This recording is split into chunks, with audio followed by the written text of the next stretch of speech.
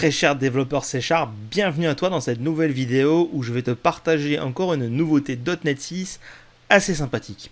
Si ce n'est pas déjà fait, je t'invite à t'abonner, activer les notifs et lâcher tes pouces bleus sur ma vidéo. Ça ne te coûte pas grand chose, ça aide beaucoup ma chaîne dans le référencement et ça me pousse à te faire encore plus de vidéos disponibles sur YouTube et de qualité. Alors, quelle est cette nouveauté de .NET 6 dont je veux te parler? Eh bien, si tu as lu un petit peu ce qu'il y avait à l'écran, je pense que tu t'en doutes, je vais te parler de la gestion du temps. Je pense que tous les développeurs C# qui existent sur cette planète, sauf s'il a commencé le C# il y a 5 minutes, a forcément écrit ceci, un jour ou l'autre. Datetime.no.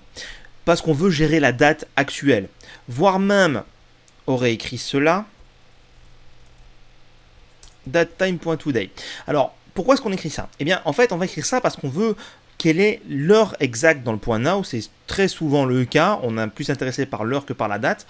Bien que des fois, on peut être intéressé par les deux. Et dans ce cas-là, ça reste une approche tout aussi valide.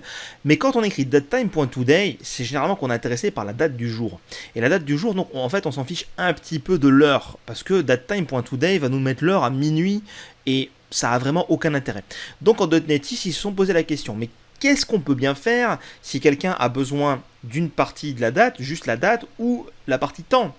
Bien sûr, on est en .NET, il y a un package Nugget pour ça, on va même plus d'ailleurs que un, mais par contre, c'est bien quand c'est intégré dans le framework, parce qu'on sent qu'il y a eu de la réflexion, c'est couvert avec une certaine qualité, et alors je dis pas que les packages sont pas de qualité, loin de là, mais quand c'est dans le framework, c'est de base, et on n'a pas besoin de rajouter des trucs supplémentaires, et ça, c'est appréciable. Donc ils se sont dit, eh bien on va créer deux nouveaux types, à savoir date only et time only. Alors, quels sont les avantages d'utiliser ces structures-là par rapport à datetime? Eh bien, c'est que date only ne représente que la partie date et ne permet de gérer qu'une partie de date, et time only, vous vous en doutez bien, ne va permettre de ne gérer que la partie temporelle. C'est-à-dire les heures, les minutes et les secondes et les millisecondes qui vont de minuit jusqu'à 23h59. On le voit ici à l'écran. Alors par contre, on remarquera quelque chose, c'est que par exemple ici, date only, on n'aura pas de point now ou de point today. On a point max value et min value. Donc ça représente la date minimum et maximum gérée par C#, donc le 1er janvier de l'année 1 et au 31 décembre de l'année 9999. Alors vous allez me dire, ok, mais ça sert à rien en fait, à quoi ça sert?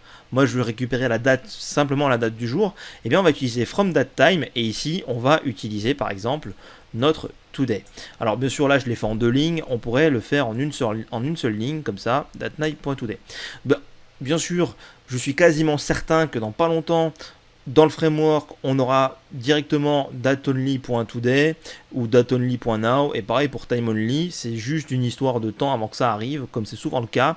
En tout cas, on peut même se faire d'ailleurs une méthode d'extension, si on a envie, alors ce sera pas, c'est bien une méthode, ce ne sera pas une propriété comme c'est le cas ici, mais c'est comme ça qu'on va récupérer la date du jour, et timeonly, et bien on va faire pareil, on aura la même API, à savoir le from datetime, et ici on mettra datetime.now comme ceci. Et grâce à ça, on va pouvoir gérer uniquement la partie date ou uniquement la partie temps. Donc si je vais sur date only par exemple, on va retrouver le day, le month et le year avec tout ce qu'on avait sur la date, mais on ne retrouvera pas les minutes, les secondes ou les heures. Et pareil pour tout ce qui est add day et ainsi de suite, on n'aura pas les add minutes, heures et secondes, ainsi de suite. Donc on va être un petit peu plus vraiment limité sur cet aspect-là. On va dire c'est l'avantage. Ensuite, on peut le retransformer en date grâce à tout datetime, et là il va falloir lui passer la partie temps concernée. Parce que datetime, forcément, il va pas prendre de décision. Alors, pareil, je me doute plus ou moins que dans une version ultérieure du framework, on aura peut-être un to datetime, est-ce qu'on n'aura pas de time only et qui mettra time only.midnight par défaut. Ce sont des choses qui, à mon avis, vont pas tarder à arriver pour enrichir un peu l'expérience. Mais si c'est là, c'est qu'il y avait un besoin et c'est bien et on peut s'en servir. Alors par contre, c'est juste représentatif. C'est-à-dire que c'est là où je trouve que c'est un peu dommage. On a une belle avancée, mais à mon avis, elle manque de maturité encore. C'est qu'on a quelque chose qui nous permet de gérer soit de la partie date, soit de la partie temps, mais qui ne nous permet pas de faire les opérations classiques. Si je prends par exemple ma date d'aujourd'hui, je vais pouvoir faire un subtract, quelque chose qui est très courant. C'est-à-dire que je vais prendre une date, je vais soustraire à une autre date et je vais récupérer un time span, donc un intervalle de temps entre les deux. Et ça, eh bien malheureusement, on ne l'a ni sur date only ni sur time only. Si je vais ici, je n'ai pas de subtract, on le voit, il n'est pas là.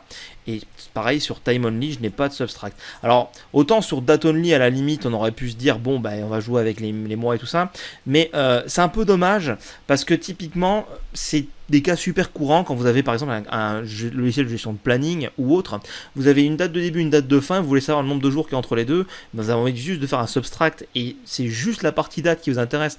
Donc on pourrait se dire bah, parfait, je passe en date only et je fais un subtract, ben ça y est pas.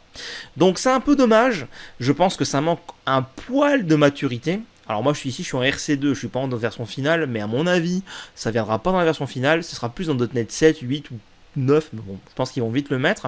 Ça manque un peu de ces API là, bon après même pourquoi ne pas tenter de faire un PR sur le repo directement de .NET après tout, ça peut être des choses vachement sympas, mais voilà, ça permet de gérer ça. Alors il faut savoir aussi que si je mets sur date only, on remarquera que les valeurs qui sont ici, c'est dans le calendrier grégorien qui a été volontairement choisi, alors que sur DateTime, on est généralement un peu plus large en termes de gestion de calendrier et tout ça. Donc voilà, c'est une belle nouveauté, une belle avancée, à mon sens peut-être un poil trop limité pour être utilisé de façon intensive, mais on est sur la bonne voie et je trouve ça vachement sympa qu'on puisse avoir une partie date, une partie temps et les éclater indistinctement et justement permettre d'avoir cette flexibilité et donc de rendre plus spécifique une méthode qui attendrait juste une date ou juste une heure par exemple, une heure particulière de la journée. Voilà tout ce que j'avais à dire sur Date Only et Time Only. Pour moi, une API qui doit encore mûrir, mais qui a le mérite d'être là et qui va, à mon avis, fortement évoluer. Si cette vidéo t'a plu, encore une fois, abonne-toi, lâche tes likes. Et moi, je te dis à bientôt dans une prochaine vidéo sur la techno.net. Ciao!